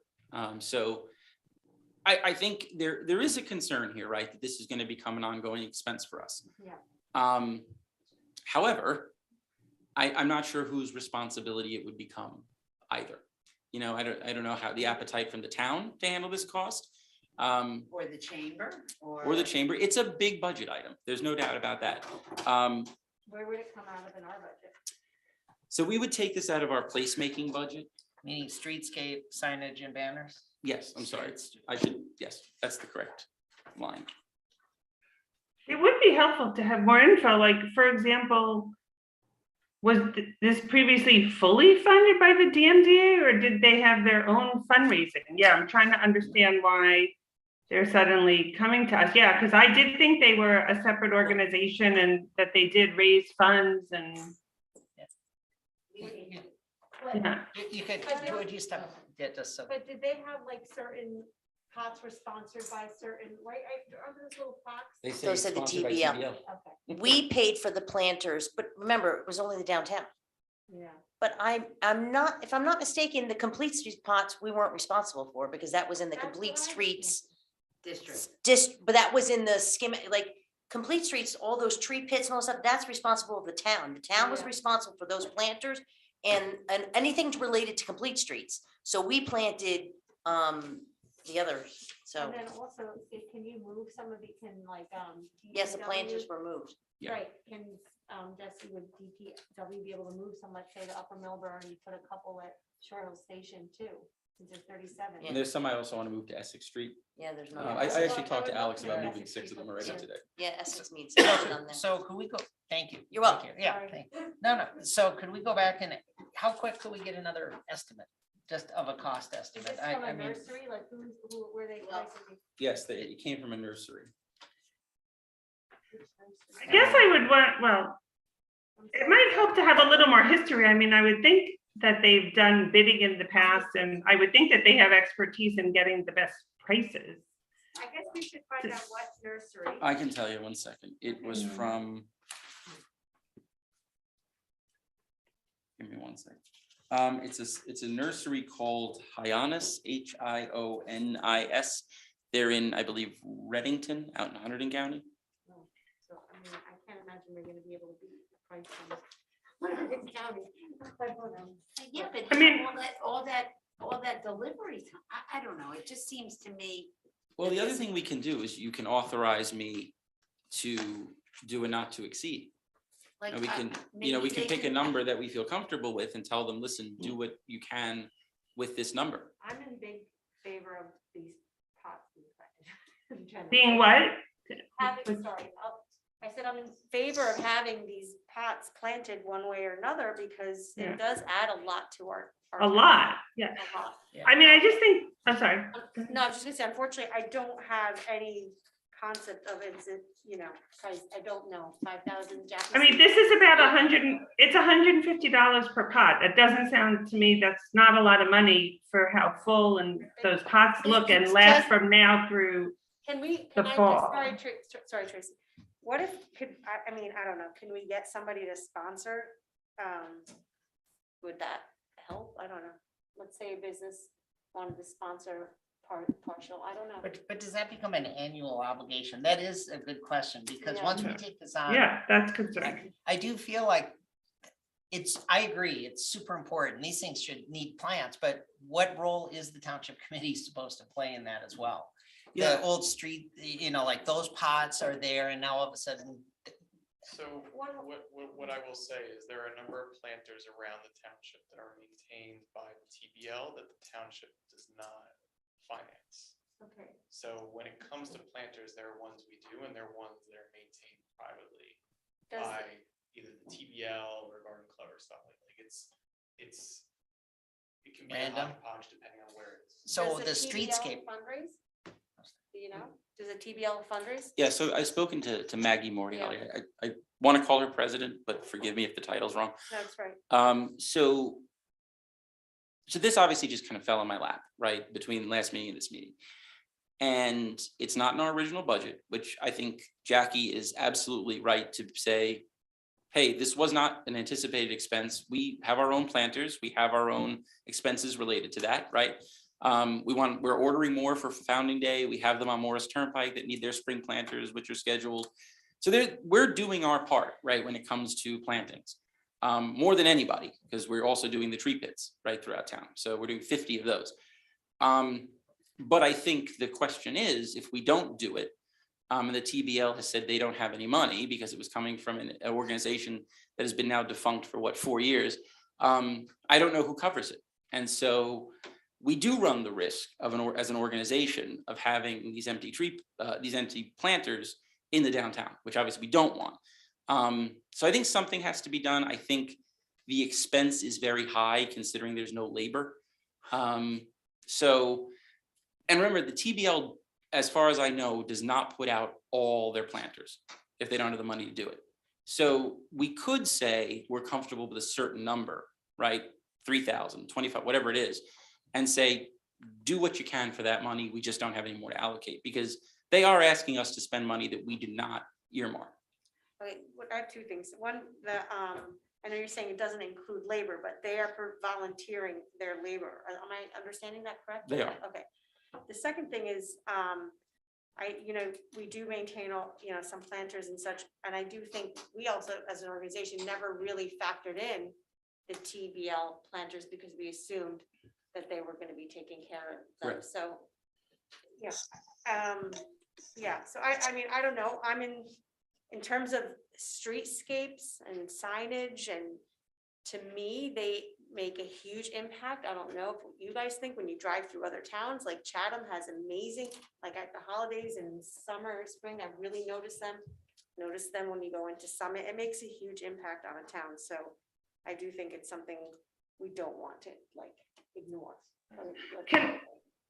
I also have a question. I have a question after you, Jackie. Yeah, go ahead. Who maintains them once Yeah, they're? That was one of my questions. So DPW waters them. That's the end, as I understand, Okay. of maintenance. So if things die or need to be pruned, or is DPW gonna take care of that for us? I would Or do imagine, their volunteers do that? Or they're volunteers? yeah, I would imagine it falls on TBL. But remember, when a plant dies, they're gonna come back to us for the money to fix it. Well, this is my question. I mean, Yeah. it seems like we should, I don't mean to be, beat the dead horse, but, and I understand that they're big, but that means, it's $150, roughly $150 per plant, for just the plants. So 10 plants is $15 a plant wholesale? I find that hard to believe. I don't know, Jackie, I'm just saying the Yeah. two that I had in front of my store cost me $1,100 and they're a fraction of the size. And, But that's with labor, that's what I'm I saying. know, I'm just saying I don't know, but it doesn't seem like an outrageous price to me. I Yeah, don't know, I I just bought agree. tulips from the Boy Scouts at 20, I don't know, it doesn't seem crazy to me. But I don't know enough about, not the gardener, Right, so I don't know. so Maybe we put out, see if we can get is another there, quote. so we could do this, we could say not to exceed $3,500, I don't know what that'll get us, or make Yeah. $1. And let's see if in fact we can get some better pricing from even our own local, maybe our local. Can I put in a thought, just Yeah, I'm not meaning to talk over you. It's a little hard to tell sometimes who's done when. Go ahead, Go Tracy. ahead, Tracy. Okay, I guess a couple of things. As Jumana said, I think they do greatly enhance town. I'm glad we're gonna be getting more planters, by the way, on Mars Turnpike, which I know Steve said we're gonna do, because I think those look very sparse and we really need to beat that up. But we're also talking about spreading these 37 out in more places like Short Hill Station and Upper Millburn Avenue. So I think if we're gonna, I guess two thoughts. If we're gonna do this, I think we should do it right. If we're gonna spend $3,500, we should just do the full 37 pots. I think it is reasonable. Why don't we ask them? I mean, a standard thing to do is to do a triple bid, and why don't we ask them to get 2 other bids to make sure that we're spending the money responsibly? But I don't want us to, you know, we also just saw the list of everything Steve and Amanda are working on. So I think, you know, if they're the experts, we do have to have some level of trust for them. So to me, that's a solution, is to ask them to please get 2 other bids, so that we can make sure we're paying the best price. But yeah, 150 each. I mean, I buy this little planter to put in my backyard, and it's, as Jumana said, it's a fraction of the size, and it was like $35. I understand it's just the plants. Anyway, those are my thoughts. I tend to agree, you know, having these conversations, I think, I agree on both counts. I think if we have, as you see from the map, they're a bit haphazard in where these pots have been placed. I think there's certainly the opportunity, if I were to go out and inventory them, to choose some that can be moved. I mentioned earlier, there's 6 planters right around Town Hall that are sort of redundant and oddly placed. I plan to move those over to Essex Street. I think we can make that look a lot better. So I think there's a way here, if I spent some time and effort to reallocate where these are located, move them to other districts. It'll take some time and planning, but it's certainly something that we can do. I also, and in fact, I think that is the right way to do it, Tracy. I think you're absolutely on point. But also, I think getting bids would be helpful here. I certainly don't have the expertise to ask about these flowers, but I think that's a fair trade. If the TBL wants us to spend in excess of $5,000, I think that's a fair request for them to go and try to solicit 2 more bids. Right, and you know, something that's not just an email, but, you know, a request, you know, where that's gonna enumerate whether they're gonna be planting, you know, impatiens or New Guinea impatiens or arborvitae or whatever they're gonna, so we can, you know, make an intelligent business decision. Yeah, I mean, I think there would be more information than that. Yeah.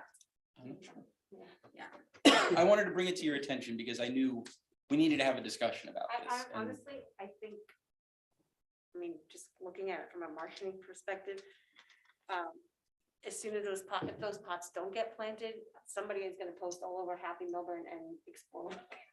Well, this is the other question I have. Are they then, if Explore pays for them, do they become, are they now Explore / TBL pots? Or, So I think there's a question of actually who owns them, right? I don't know if the DMDA purchased them and the DMDA no longer exists. I don't know. I don't know that they did. Yeah, so forget the big ones for now. There's smaller ones, right? There's just 2 outside in front of Town Hall, right? These sort of little white ones. Those could be from town, they could be TC, I have no idea. so, but I'm just saying for marketing purposes, You could brand them with. could we brand them Explorer. with our, Yeah, I think, and this is me on the marketing committee, we don't need to have I have to say, I would not want to necessarily see an Explore label on every flower pot. Like, it gets to be overkill. I mean, it gets to be overkill. Like, we just want, yeah. Tracy, that right now, that there's little plaques that said this has been provided by, I don't know, TBL. TBL. I think Right. that's, you know, I don't know, just whatever. I don't And really, I also- think that's a small thing anyway. Just as a Yeah. budget point, I was intended, so Tracy mentioned about Morris Turnpike. I'm working with Birch Hill Landscaping, who's doing a number of other projects. They're gonna give us a proposal to take those ones on Morris Turnpike, make them much larger, much fuller. So by the next meeting, I'll come to you with that. So I'm not concerned there, but I did want to put planters on Short Hill Station. Maybe instead of expending the funds for 2 sets of planters, we take some of the excess downtown planters that we take from this project Mhm. and move them to various locations, including there. So There used to maybe be it some up comes out in there. the wash in terms of Yeah. expenses. Well, the other thing is, when you're talking to Birch Hill, why don't you ask them what it would cost? We can do that, absolutely. I mean, you have their ear, and now if they wrap it into a larger project, Right. it would make sense, and they're part of our bid, Mhm. so. We can do So I that. think we probably don't need a motion to gather more information, solicit additional bids, and bring it back to the meeting next week or next month. Or give Steve a cap that he expended. Yeah, when are they Well- looking to do this? What's the timing? Yeah, Yeah, I know so we that's a already- timing issue. So they Yeah. were hoping to plant these by May 15th, which is right about the same date as our meeting. So we will definitely run into a timing issue. Yeah. So what we may want to do tonight is authorize a cap. And then, so at least if we get a sensible bid, obviously it's going to be beneath this level, right? But if whatever that bid is, if it meets the cap, I'll then be authorized to proceed with the check and purchase the materials. And then anything above and beyond that, I can come back to you in May. But at least a portion of the plantings will be done. To Jemana's point, we don't want to be sitting here in June or July with no plants. I'm okay with that, but I don't Yeah. know, Jackie, how you feel? Well, why don't we say 30, you want to say $3,500? $3,700? Yeah, I know we're gonna vote. I really don't agree with that. I think this has been a beautiful tradition, and to hamper this from happening, I'm not wanting to be irresponsible with money, but to bring it down to 3,500, like versus 5,000, like I would say 5,000, and that they need to get 2 other bids. And with nurseries, I mean, also they're gonna want, we're gonna want it to be a nursery that there's good experience with. I just want to say that, that they feel comfortable with. It's unfortunate this was so last minute because we're being put under the gun a little bit. So it's really unfortunate that they didn't come to us sooner, but it is what it is. But to me, to say you have to cap it at 3,500, we're just shooting ourselves in the foot. I didn't say We're- 35. 37. 37. I said Yeah, 37, which is 37. Yeah, So you're again, I know we're gonna vote. I just feel like we're $100 a pop. gonna hamper how it's all gonna look for 3,700 versus $5,000. It's We just, have no, we don't know anything about this bid. that's why I'm saying to get 2 other bids so that we can feel confident that they're getting 2 other bids of the comparable plants. Well, let's I also mean, keep that's in the mind- standard of an organization or a company is to So- do so triple Tracy- bids. Yeah, Tracy, something to think about too is, let's say we go with 3,700, right? Which is Jackie saying $100 a pop. So that is 1,400 less than what they were looking for from us. We could tell them, come back to us with, we feel like we have enough pots filled at that point, or I don't know, but I think a good you're compromise. talking about taking them, also spreading them around other areas. I don't know, we're taking something that's been working and look really nice, and now we're trying to cheapen it. I understand the concern, we want to spend our money responsibly. I'll stop after this, I'm sorry to belabor this, but I just don't understand why then the approach of getting 2 other bids and doing the 37 pots in the way that they think they should be done, and getting 2 other bids to make sure it's the best price. Like why that, I guess that's the approach I would recommend, but I say at some point, we all have different views, so yeah. Yeah, I guess I would say it's not so much the money, but it's been dropped on us without a developed plan, township-wide plan to know, all right, how many planters should go near the train station, Short Hills train station? What do we want in them? It just was dropped on us, so I feel it's very reactive, which is very true. I mean, the problem is we are where we are, so what do? We either go without them or delay the planting or, Did she attach, I'm sorry. No, no, go ahead. Did she attach anything like that had breakdown of this 5,000? just the email. The other thing that maybe we're missing in this conversation is the deadline's arbitrary, right? That May 15th install date. That's, let me just check our next board meeting. Well, I have it in our minutes, right? Is the 12th. May 12th. 12. Maybe we say, get us the 3 bids for the complete 37 pot package. We'll vote on the 12th, and then you guys can install as soon thereafter as practicable. You know, do we have to be held to an arbitrary deadline? You know, to Stephen's point, we're under the gun here. I think if they do their due diligence and get bids, and we know. That sounds and like a good approach. that gives me a month then to go out and actually inventory these pots, determine what condition they're in, what can go where based on contextuality. You know, then we'll have the plan. Yeah. Let me do the plan. And by the way, then we own it. Yeah, that forever, sounds So good. we can then Right, budget for it in the future, I guess. And then May 12th comes around, we have the 3 bids, we make a vote on what we want to spend, and then they do their install. But I don't think we should be forced to meet their timeline, with all due respect, but I don't think we should be That forced to sounds meet their like a good timeline approach. when this was dropped on us last minute, because to Jackie's point, maybe they'll get a bid that's $1,000 cheaper for the same product. How do we know? Yeah, or $10,000 and we know this is a good bid. We just don't know. But I don't think we should be forced to do it either. Well, Okay. and then my other question is 37, we don't know if 37 is the right. Yeah, we're not number, gonna, Right? I mean, could it be? Time to plan out where we should Right. go. So if we're talking about, 5,500 for 37 pots, maybe the pots aren't in great shape. Maybe it's really, the real number is 30 pots. So therefore, your Mhm. 30 pots is 4,500. So that, so there's a lot of variables and a lot of unknowns, and before we spend the money, I think we need to get some answers. That's. Okay. I'm just Very trying to be good. prudent So with, no- because no- it's like Stephen said, this is gonna become a reoccurring expense, right? So it's not a one and done. It sounds like we're all in agreement on waiting. That sounds like the perfect approach, giving Steve more time and them to get 2 other bids. Sounds like everyone's Yeah. in agreement on that. so no motion. So just to reiterate, the directive I'm having this evening is I'm going to do an inventory and determine the quality of the pots, where they are, what can be moved to other districts, and then requesting that the TBL get 2 additional bids for the same work. And more details about all the bids, all 3. I would Yeah. just like to know what plan. Correct. Okay, so I will have that on the May agenda. Okay. So Thank you. the next, And also, I think we need to confirm with the township that they can support us in the logistics and the manpower of moving these. Where are the pots now? Like the ones that you said are. They're on the map. No, but they're out right now on the street? Yes, but they're Yes. empty.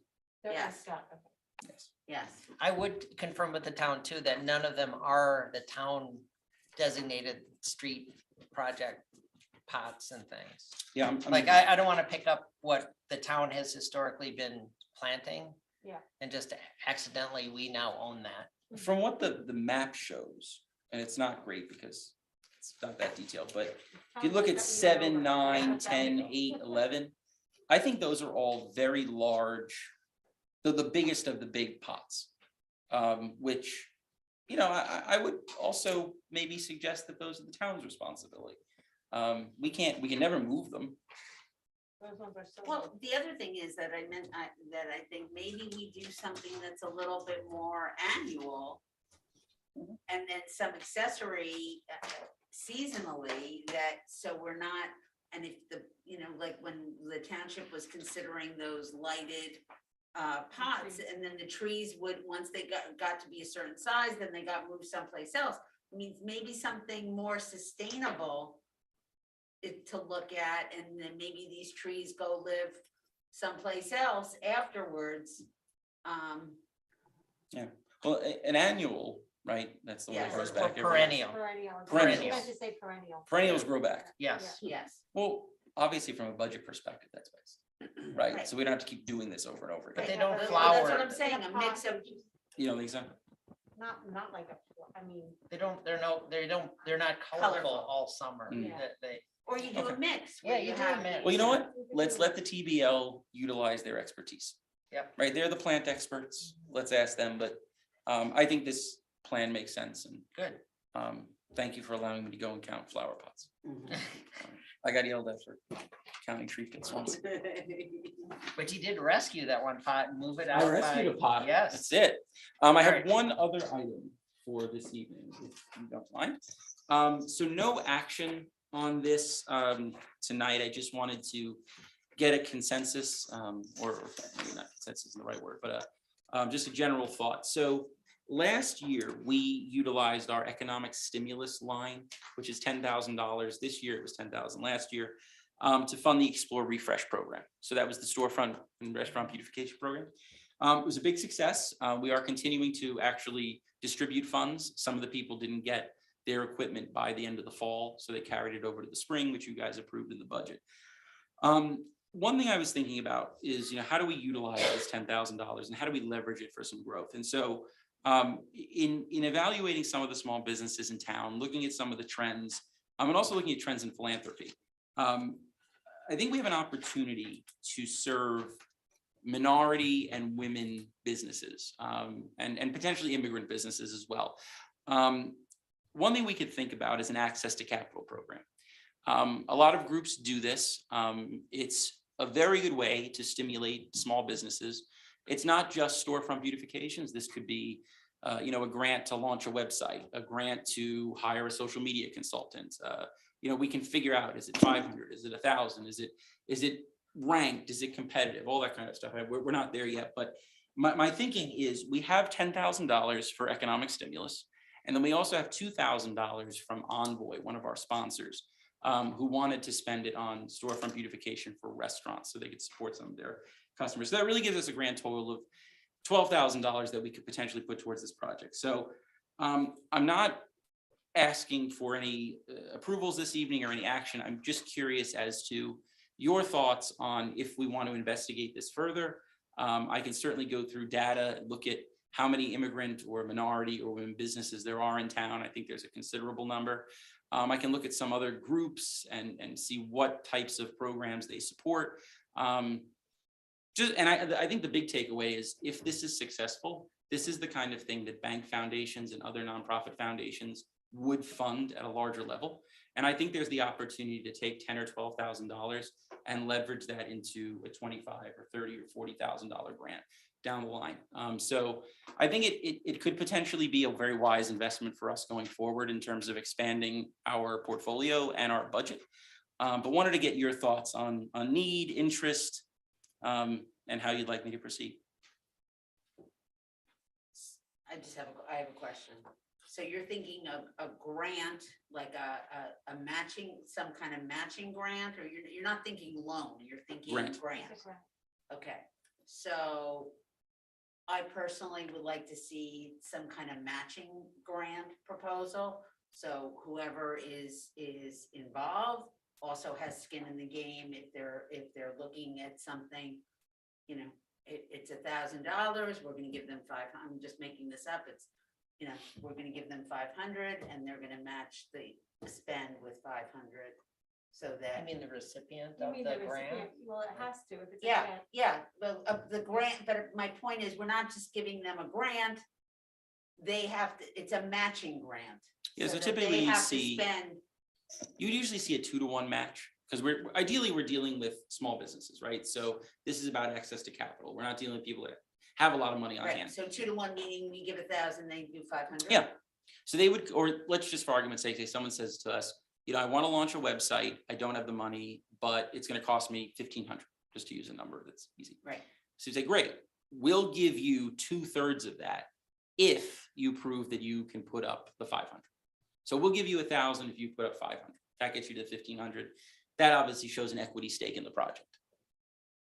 And again, it doesn't have to be 2-to-1. It could be whatever we come up with. But I think that is a good way of demonstrating buy-in from the grant recipient. And do we set up the parameters of what it would be eligible for the grant? That's what I'd like to come back to you with, Right.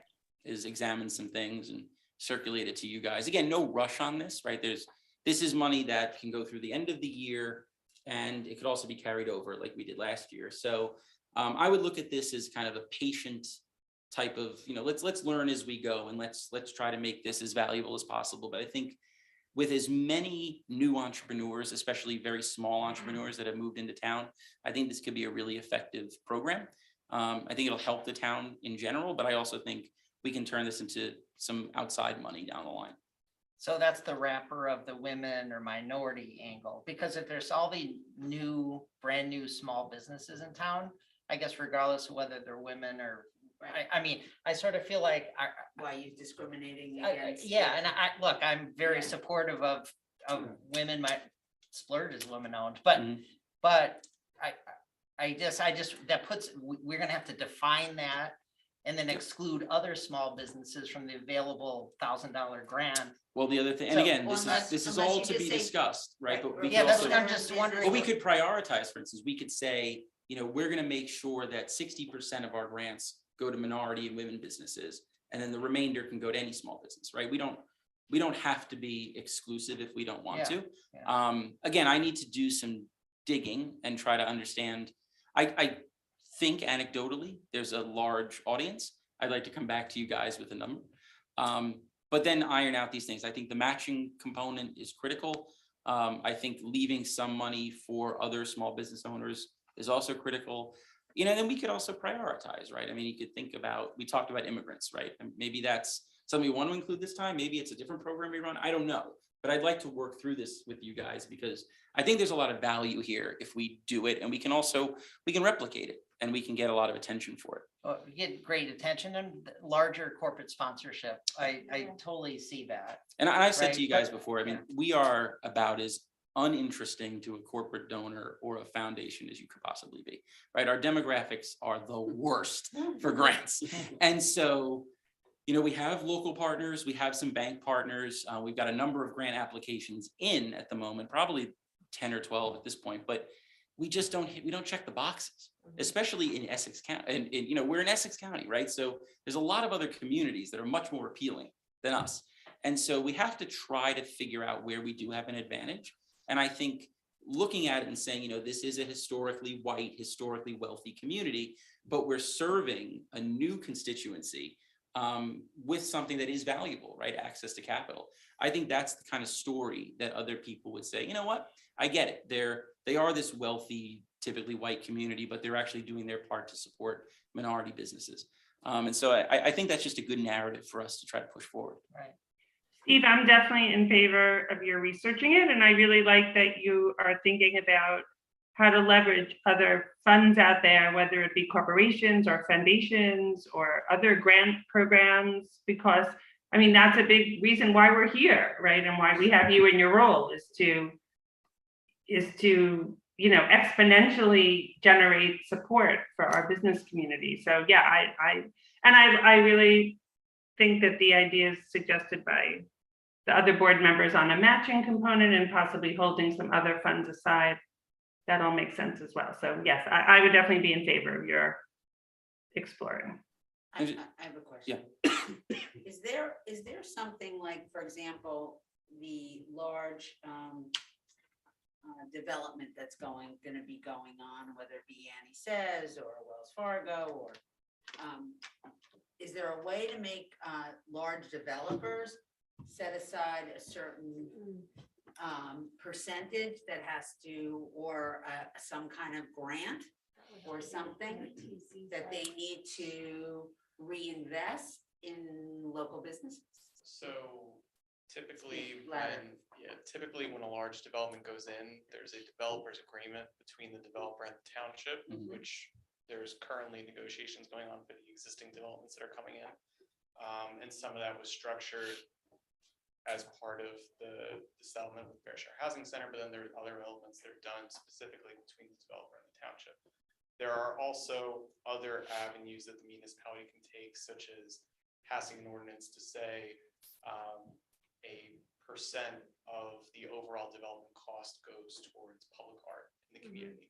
There are things that the municipality could do. They could say, instead of that, a percent goes towards, say, a program that is run through the SID for programs related to the community. A lot of it is also in public infrastructure, which is going to be directly benefited by the SID and the constituency. So it's going to happen organically, but that's a conversation that could take place between the board and the TC. This This board, board, yes. I think it's really important. I think your question is really forward thinking, because when you look at larger municipalities, one thing that's very common is a transit investment tax. right? And it's usually based on floor area ratio exchanges. So for instance, you want to build 3 stories above what the zoning allows.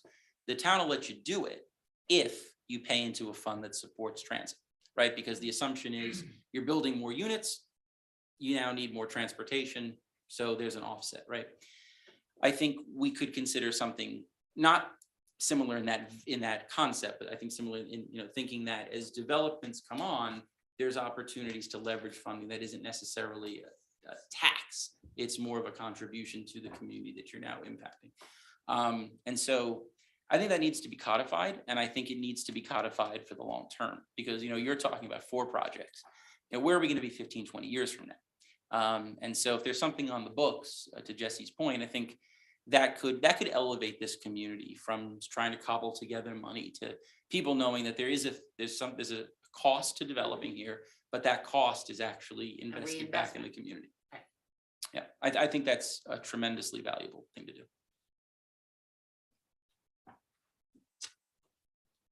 Add it to the list. Yeah, I was gonna say.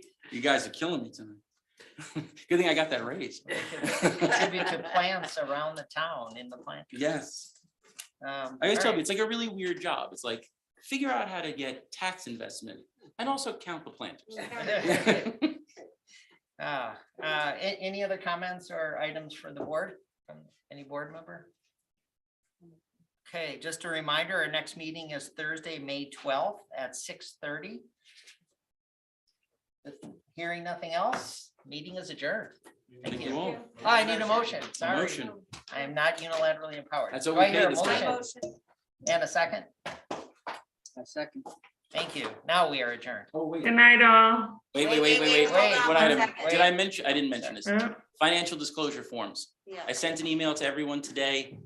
They're due by April 30th. You must do them. Please do them. If you have problems, call me, but please do them. All right, thank you. Now we're adjourned. Steve, they're also welcome to call me as well. Pardon me? Said they're also welcome to call me if they have any questions. All right, done. Thank you. All right.